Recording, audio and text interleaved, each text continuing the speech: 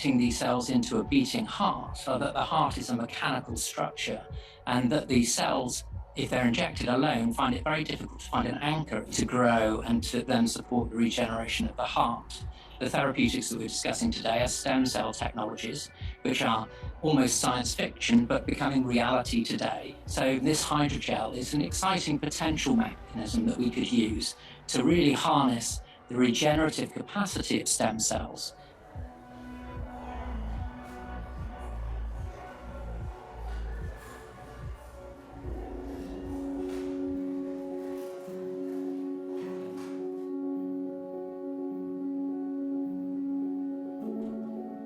We used a fluorescent tag so we actually attached that to the gel so that we could track the gels within the hearts as long as they stayed there, and we could see that the gel stayed in the heart and it remained there for 2 weeks. So it's looking very promising, the way that it would stay there and be able to hold the cells there for long enough for them to kind of integrate into the heart.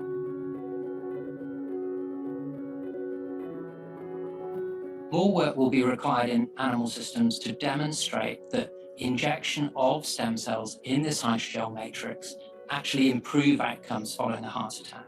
If that is successfully achieved, we can then move forward into clinical studies. But in order to get into clinical studies, we have to ensure that the hydrogel itself is compatible with the human body, that the stem cells are produced in a way that is safe and reproducible as a therapeutic. So it will be a matter of years before this technology can get through into the clinic.